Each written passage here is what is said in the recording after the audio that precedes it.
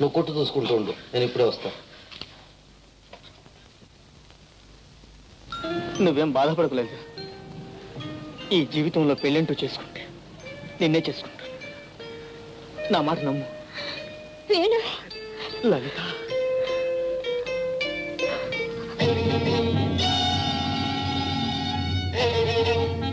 చూడండి రామయ్య గారు, ఇంకేముంది? నా కొంప మునిగిపోయింది. ఇది నా కడుపుని చెలపొట్టింది. ఇది చంపేస్తాను. వదండి వదండి, ఇది చంపేయాలని చేస్తాను. ఆగండి విశ్వరూపం గారు, ఆగండి. నా వల్ల కాదు బాబు, నేను చచ్చిపోతాను. నా పరువు పోయిన రాతికి నేను బ్రతకడం ఎందుకయ్యా? అంత తొందరపడితే ఎలా చెప్పండి? తగిన పరిష్కారం ఏమిటో శాంతంగా ఆలోచిద్దాం. ఇంకా ఏమిటా ఆలోచించేది? చూశారుగా మీ ప్రెసిడెంట్ గారి యోగ్యత. మా గొప్ప ప్రెసిడెంట్ దొరికాడు. కక్ష ఉంటే నా మీద సాధించమనండి.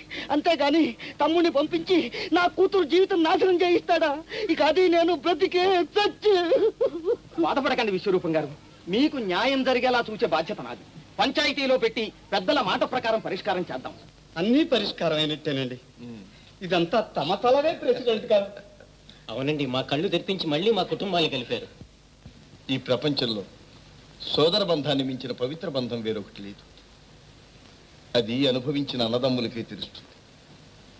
ఆ పవిత్ర బంధాన్ని తెంచడం మహాపాపం. సుబ్బయ్య గారు, కోఆపరేటివ్ బ్యాంకు మీకు తక్కువ వడ్డీకి అప్పిస్తుంది. అలా అప్పు తీసుకుని ముందు ఆ విశ్వరూపం గారి తనఖా వదిలించండి. తర్వాత ఆ పొలంలో నుంచి వచ్చే ఐవేజు దఫాల వారీగా బ్యాంకు వారికి జమగడితే మీరు రుణ విముక్తులవుతారు. అటు మీ పొలం మీకు మిగులుతుంది. అలాగేనండి. చూసావా తమ్ముడు, మన ప్రెసిడెంట్ గారు స్థాపించిన ఈ సొసైటీ మనలాంటి సామాన్యులకు ఎంత ఉపయోగపడుతోందో.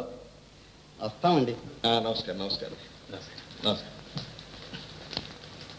అయ్యా ప్రెసిడెంట్ గారు, తమరు ఇలా అవసరానికి ఆదుకొని మన గ్రామంలో ఎన్నో రైతు కుటుంబాలను వృద్ధులకు తీసుకొచ్చారు. ఏమిటయ్యా తీసుకొచ్చింది? ఇప్పుడు నా కుటుంబాన్ని చేతులారా నాశనం చేశాడు. ఉండండి విశ్వరూపం గారు. ఏమిటండి ఇంకా ఉండేది? ఉన్న పరువు మర్యాద కాస్త తాటాకు మంటలాగా మండిపోతూ ఉంటాను. ఏమిటండి మీరు అంటున్న మాటలు? ఇంతకీ ఎవరేం చేశారు? ఇంకెవరు ఉన్నారుగా, మీ తమ్ముడు. తమ్ముడే నా పాలిటి ఎములాడు.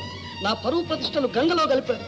అన్నం పుణ్యం ఎరువని మా అమ్మాయిని ప్రేమ గీమ అని మోసం చేసి దాని జీవితాన్ని సర్వనాశనం చేశాడు. మా వేణు అలా చేశాడా? ఇదిగో వీళ్ళంతా సాక్ష్యం ఉన్నారు. ఒక్కొక్కరిని విడివిడిగా అడగండి. ఇంత రాద్ధాంతం జరిగిన తర్వాత ఇక మా అమ్మాయిని ఎవరు పెళ్లి చేసుకుంటారు? ఇక నలుగురిలో తలెత్తుకుని ఎలా తిరగను? ఇప్పుడు నన్ను ఎక్కడ చావమంటారు చెప్పండి. ఆవేశపడకండి,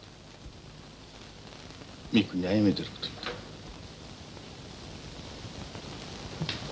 న్యాయమే జరుగుతుంది. వేణు, ఏమిటయ్యా అలా ఉన్నా? ఏం జరిగింది? వదినా, నాతో చెప్పు వేణు, ఏం జరిగింది? జరిగిన దాన్ని బట్టి విచారిస్తే మా తమ్ముడు నేరస్తుడే. మీ ఇష్టం వచ్చిన శిక్ష విధించండి.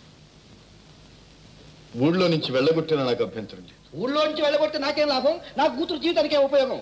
ఒకవేళ తమకేమైనా లాభం ఉందేమో. తమ్ముడుగా ఏదో వంక పెట్టి అవతల గెంటేస్తే ఆస్తి కూడా అనుభవించవచ్చు. విశ్వరూపం గారు, అవకాశం వచ్చింది కదా అని అంతస్తులు మర్చిపోయి మాట్లాడటం మంచిది కాదు. వైస్ ప్రెసిడెంట్ గారు, నా పదవికి ఇప్పుడే రాజీనామా ఇస్తున్నాను. అఘోరించినట్టే ఉంది. తుంటి మీద కొట్టి నోటిపళ్ళు రాలేయట.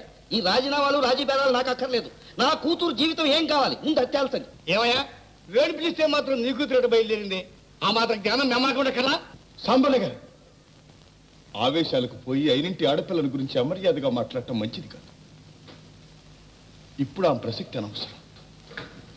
మా తమ్ముడు నేరం చేశాడు. మీకు తోచిన శిక్ష విధించండి. అమలు జరిపే బాధ్యత నాది. వైస్ ప్రెసిడెంట్ గారు, మీరు ఈ భారం నిర్వహించండి. నేను వస్తాను. ప్రెసిడెంట్ గారు, చర్చ నిర్మోహమాటంగా సాగాలంటే నేను ఇక్కడ ఉండటం మంచిది కాదు. కానీ